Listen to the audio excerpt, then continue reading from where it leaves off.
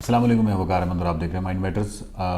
چراغ حسن حسرت ان کے حوالے سے جو سید ضمیر جعفری کا مضمون ہے، اس پیراگراف میں ذرا یہ دیکھیے گا کہ علم کا جب ہم ان کو سمندر کہتے ہیں اور مطلب کیا عالم انسان تھے، جب یہ کہتے ہیں تو ایکچولی کیوں کہتے ہیں۔ اس پیراگراف میں ہے کہ اردو شاعری میں وہ حسک موہانی اور اقبال کے بعد کسی شاعر سے کوئی سروکار نہیں رکھتے تھے۔ جن شعراء کا کلام نظر سے گزرتا تھا یا جن کو ذاتی طور پر جانتے تھے، مرشد نے ان کو 2 درجوں میں تقسیم کر رکھا تھا: سوجھ بوجھ کا شاعر اور بکواس۔ کسی لفظ کے حسب نصب کا مسئلہ درپیش ہے تو چراغ لے کر مصر و یونان کے اندھیروں میں اتر جاتے، اور عرب و عجم، افغانستان و کشمیر سے ہوتے ہوئے جب مراجعت فرماتے تو ترکی الاصل، عربی النسل، ایرانی نژاد اور خانہ زاد الفاظ کے الگ الگ جلوس ان کے ہم رکاب ہوتے۔ تاریخ پر عبور کا یہ عالم کہ غیاث الدین کے رکابداروں کے نام ما سن ولادت و وفات سن لیجئے۔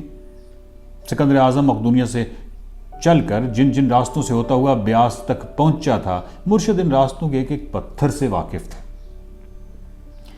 اسلام کے تہذیبی معاشرتی اثرات پر ان کی نظر اتنی گہری تھی کہ صدیوں کی دھوپ چھاؤں کے ایک ایک سائے کو علیحدہ علیحدہ کر کے دکھا دیتے۔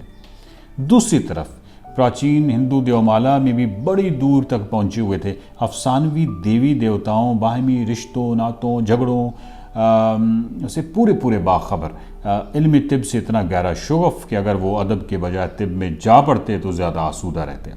مزے کی بات یہ ہے کہ فلسفہ ہو یا فلکیات، بات اس قدر سلجھا کر بیان کرتے کہ مولانا صلاح الدین احمد کے الفاظ میں موضوع کو پانی کر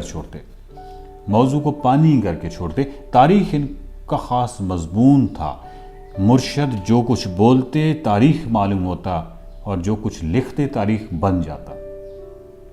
مرشد موج میں ہوتے اور تو انجمن سازی کے لیے کوئی غلط بات کہنے کی بھی چنداں ضرورت نہ ہوتی۔ اسی کیفیت میں وہ صحیح بات کی بھی پرزے اڑا دیتے، بالخصوص جہاں ذاتی پسند یا رائے کی گنجائش ہوتی۔ مثلا اگر آپ گاندھی جی کی عظمت بیان کر رہے ہیں تو مرشد بندوق کی نالی گاندھی جی کی طرف سیدھی کر لیتے۔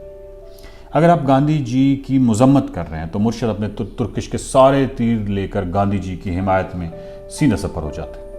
اصلیت جہاں تک میں جان سکا ہوں، سمجھ سکا ہوں، یہ تھی کہ ایک عظیم جینیس ہونے کی وجہ سے ان کی اپنی انا کا جذبہ بڑا قوی تھا۔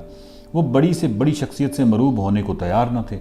چھوٹوں کے سامنے وہ جس عاجزی سے بچھ جاتے تھے، بڑوں کے سامنے اتنی ہی سرکش نظر آتے تھے۔ پھر چند شخصیتیں ایسی تھیں کہ جن کے سامنے ان کی گردن ہر وقت جھکی ہوئی ملی۔ علامہ اقبال اور مولانا ابوالکلام آزاد کے خلاف وہ ایک لفظ بھی نہیں سن سکتے تھے۔ دوستوں کی محبت ان کی زندگی کا سب سے بڑا سرمایہ، سب سے بڑی تسکین تھی، مگر دوستی کرنے میں وہ کچھ زیادہ تیزی کے قائل نہ تھے۔ مدت تک یہی نہ کھل سکتا کہ وہ دوست بننے پر آمادہ بھی ہیں یا نہیں، لیکن اندر ہی اندر نہایت نامعلوم طور پر وہ دوسروں کے دل میں سما جاتے، اور دوستی میں ان کی بے بسی یہاں تک پہنچ جاتی کہ دوست اگر دشمن بھی ہو جاتا تو وہ اسے چھوڑ نہ سکتے۔ دوستوں سے وہ کمزوری کی حد تک محبت کرتے تھے۔ افراد و اقدار کے حوالے سے ان کے جمے ہوئے نظریات و تعصبات اتنے بھاری پتھر تھے کہ کوئی دوسرا تو کیا ان چٹانوں کو خود بھی اپنی جگہ سے نہ ہلا سکتے تھے۔